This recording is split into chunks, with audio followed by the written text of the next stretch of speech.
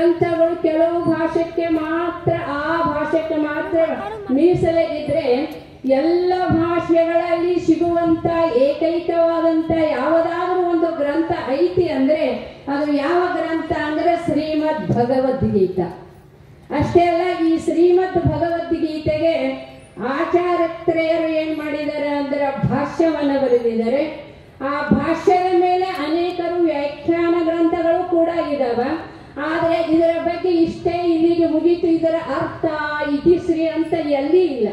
ಅಂತಹ ಶ್ರೇಷ್ಠವಾದಂಥದ್ದು ಯಾವುದು ಅಂತ ಕೇಳಿದರೆ ಶ್ರೀಮದ್ ಭಗವದ್ಗೀತಾ. ಇದು ಹೆಸರೇ ಸೂಚಿಸ್ತದ. ಇದು ಯಾರ ಹಾಡಿರುವ ಹಾಡು ಅಂತ ಕೇಳಿದರೆ ಶ್ರೀಮದ್ ಭಗವತ್, ಶ್ರೀಕೃಷ್ಣ ಪರಮಾತ್ಮನ ಹಾಡಿದ ಹಾಡು. ಎಲ್ಲಿ ಹಾಡಿದ್ರಿ ಇದನ್ನ?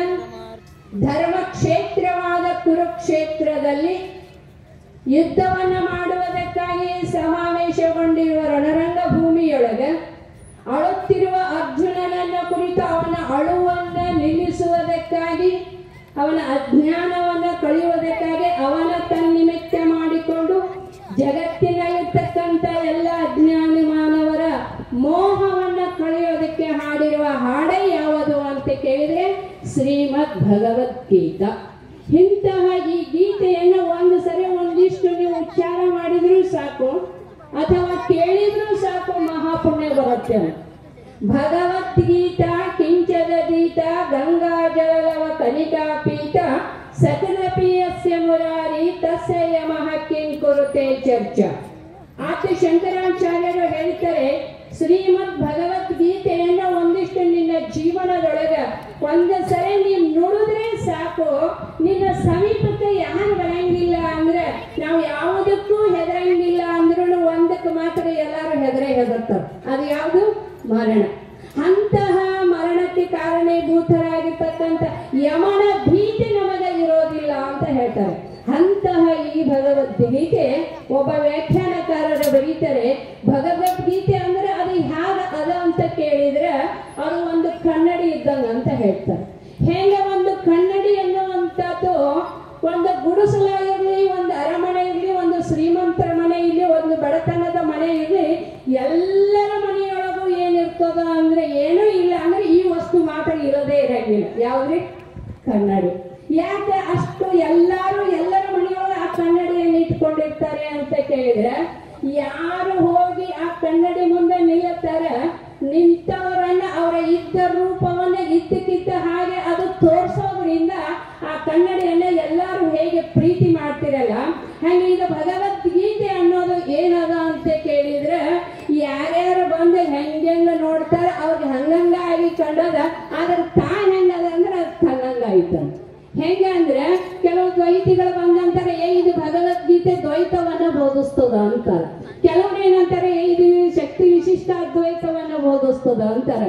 ಕೆಲವ್ರು ಏನಂತಾರೆ, ಕೇವಲ ಅರ್ಪಟ ಅದ್ವೈತ ವೇದಾಂತವನ್ನು ಬೋಧಿಸ್ತದ ಅಂತ ಹೇಳ್ತಾರೆ. ಆದ್ದರಿಂದ ಇದು ಹೆಂಗೈತಿ ಅಂದ್ರೆ ಒಂದು ಕನ್ನಡಿ ಇದ್ದಂಗೈತಿ ಅಂತ ಯಾರು ಹೇಳ್ತಾರೆ ಅಂದ್ರೆ ವ್ಯಾಖ್ಯಾನಕಾರರು ಹೇಳ್ತಾರೆ. ಅಷ್ಟೇ ಅಲ್ಲ, ಈ ಭಗವದ್ಗೀತೆ ಅಂತಂದ್ರೆ ಇಲ್ಲಿ ಬರುವ ಅಧ್ಯಾಯಗಳು ಎಷ್ಟು ಅಂದ್ರೆ 18 ಅಧ್ಯಾಯ. ಈ 18 ಅಧ್ಯಾಯಗಳಲ್ಲಿ ಕೃಷ್ಣ ಪರಮಾತ್ಮ ಏನೇನು ಉಪದೇಶ ಮಾಡಿದ್ದಾನೆ ಅಂತ ಕೇಳಿದ್ರೆ ತತ್ವಮಸಿ ಮಹಾವಾಕ್ಯದ ಅರ್ಥವನ್ನೇ ಬೋಧಿಸಿದ್ದಾರೆ. ಮೊದಲನೆಯ 6 ಅಧ್ಯಾಯ ಏನು ಅಂದ್ರೆ ತತ್ಪದವನ್ನು ವಿವರಿಸ್ತಾ ಇದೆ. ಆಮೇಲೆ ಅದರ ಮುಂದಿನ 6 ಅಧ್ಯಾಯ ಅಂದ್ರೆ 7ನೇ ಅಧ್ಯಾಯದಿಂದ 12ನೇ ಅಧ್ಯಾಯದವರೆಗೆ ತಂಪದದ ಅರ್ಥವನ್ನ ಬೋಧಿಸ್ತವ. ಆಮೇಲೆ 13ನೇ ಅಧ್ಯಾಯದಿಂದ ಹಿಡಿದು 18ನೇ ಅಧ್ಯಾಯದವರೆಗೆ ಯಾವ ಅಸಿಪದದ ಅರ್ಥವನ್ನು ಕೂಡ ಇದು ಬೋಧಿಸ್ತದ. ಅಷ್ಟು ಪರಮ ಪವಿತ್ರವಾಗಿರ್ತಕ್ಕಂಥ ಶ್ರೇಷ್ಠವಾದ ಯಾವ ಭೀಷ್ಮ ಪರ್ವ ಅನ್ನುವಂತಹ ಯಾವ ಸಾಹಿತ್ಯದಲ್ಲಿ ಬರ್ತಕ್ಕಂಥದ್ದು ಯಾವುದು ಅಂದ್ರೆ ಈ ಭಗವದ್ಗೀತೆ. ಅಂತ ಭಗವದ್ಗೀತೆಯಲ್ಲಿ ಇವತ್ತಿನ ಶ್ಲೋಕದ ಅರ್ಥ ಏನು ಅಂತ ಕೇಳಿದ್ರೆ, ಇಡೀ ಈ ಜಗತ್ತಿನೊಳಗ ಪರಮಾತ್ಮನನ್ನ ಕುರಿತು ಆರಾಧಿಸುವ ಯಾವ ಭಕ್ತರು ಇದಾರಲ್ಲ, ಆ ಎಲ್ಲ ಭಕ್ತರನ್ನ ಎಷ್ಟು ಪ್ರಕಾರ ಮಾಡ್ಯಾರ ಅಂದ್ರೆ 2 ಪ್ರಕಾರ, 4 ಪ್ರಕಾರವಾಗಿ ಮಾಡಿದ್ದಾರೆ. ಆ 4 ಪ್ರಕಾರವಾಗಿರ್ತಕ್ಕಂಥ ಭಕ್ತರು ಯಾರ್ಯಾರು ಅಂತ ಕೇಳಿದ್ರೆ ಆರ್ತ, ಜಿಜ್ಞಾಸು, ಅರ್ಥಾರ್ಥಿ, ಜ್ಞಾನಿ. ಈ 4 ತೆರನಾಗಿರ್ತಕ್ಕಂಥ ಈ ಭಕ್ತರು ಇವರು ಎಲ್ಲರೂ ನನಗೆ ಪ್ರಿಯರೇ. ಆದರೆ ವಿಶೇಷವಾಗಿ ಪರಮಾತ್ಮ ಜ್ಞಾನಿ ಭಕ್ತನ ಮೇಲೆ ಬಹಳ ವಿಶೇಷವಾಗಿ ನಾನು ಪ್ರೀತಿ ಇರ್ತೇನೆ. ಯಾಕೆ ಅವನ ಮೇಲೆ ವಿಶೇಷವಾಗಿ ಪ್ರೀತಿ ಅದೇನಿ ಅಂದ್ರೆ, ಆರ್ತನಾದಂಥವನು ತನ್ನ ಕಷ್ಟ ಕಾರ್ಪಣ್ಯಗಳು ಬಂದಾಗ ಮಾತ್ರ ಪರಮಾತ್ಮನನ್ನ ಆರಾಧಿಸ್ತಾನ, ಭಕ್ತಿ ಮಾಡ್ತಾನೆ. ಯಾವಾಗ ಅವನ ಕಷ್ಟ ಕಾರ್ಪಣ್ಯಗಳು ನಿವೃತ್ತಿ ಆಗ್ತಾವಲ್ಲ, ಅವಾಗ ಏನ್ ಮಾಡ್ತಾನ ಅಂದ್ರೆ ಪರಮಾತ್ಮನಿಂದ ದೂರ ಆಗ್ತಾನ. ಇನ್ನ ಜಿಜ್ಞಾಸು ಆದಂತ ಭಕ್ತ ಏನು ಅಂದ್ರೆ, ಜಿಜ್ಞಾಸು ಅಂತ ಯಾರಿಗಂತಾರ ಅಂದ್ರೆ, ಜ್ಞಾತು ಇಚ್ಛಾ ಜಿಜ್ಞಾಸು. ಯಾವನಿಗೆ ಯಾವಾಗ ತಿಳಿದುಕೊಳ್ಳಬೇಕಾದಂತ ವಿಶೇಷವಾಗಿರ್ತಕ್ಕಂಥ ಭಾವನೆ ಇದೆಯೋ ಅವನಿಗೆ ಏನಂತಾರೋ ಅಂದ್ರೆ ಜಿಜ್ಞಾಸು. ಇನ್ನು ಅರ್ಥಾರ್ಥಿ ಅಂದ್ರೆ ಯಾವ ಸಂಪತ್ತನ್ನ ಬೇಡಿಕೊಳ್ಳುವವನು ಯಾರು ಅಂದ್ರೆ ಅರ್ಥಾರ್ಥಿ. ಇನ್ನು ಜ್ಞಾನಿ ಅಂದ್ರೆ ಪರಮಾತ್ಮ ಬೇರೆ ಅಲ್ಲ, ನಾನು ಬೇರೆ ಅಲ್ಲ, ಯಾವ ಉಪಾಧಿ ವಶದಿಂದ ಜೀವ ಮತ್ತು ಪರಮಾತ್ಮ ಅನ್ನೋದು ಭೇದ ಆಗಿದೆ. ಉಪಾಧಿಯನ್ನ ತೆಗೆದಾಗ ಚೈತನ್ಯ ರೂಪದಿಂದ ವಿಚಾರ ಮಾಡಿದಾಗ ಬೇರೆ ಇಲ್ಲ ಅಂತ ಅಭೇದವಾಗಿರ್ತಕ್ಕಂಥ ಜ್ಞಾನವನ್ನ ಯಾವಾಗ ಮಾಡ್ಕೋತಾನೋ ಆವಾಗ ಅವ ಜ್ಞಾನಿ ಆಗ್ತಾನ. ಹಿಂಗ 4 ತೆರನಾಗಿರ್ತಕ್ಕಂಥ ಭಕ್ತರು ಇದ್ದಾರೆ, ಅವರೆಲ್ಲರೂ ಕೂಡ ನನಗೆ ಪ್ರಿಯರೇ ಅಂತ ಇನ್ನೂ ವಿಶೇಷವಾಗಿ ಈ ಶ್ಲೋಕದ ಮೇಲೆ ಮುಂದಿನ ವಿದ್ವತ್ಪೂರ್ಣವಾಗಿ ಅನೇಕ ಮಹಾತ್ಮರು ನಮ್ಮೆಲ್ಲರಿಗೂ ಉಪದೇಶ ಮಾಡ್ತಾ ಇದ್ದಾರೆ. ಅದನ್ನ ಕೇಳಿಕೊಂಡು ಧನ್ಯರಾಗೋಣ ಅಂತ ಹೇಳ್ತಾ ನನ್ನ ಪುಷ್ಪಗಳನ್ನು ಸದ್ಗುಣ ಸ್ವೀಕರಣಕ್ಕೆ ಸಮರ್ಪಿಸ್ತೀನಿ.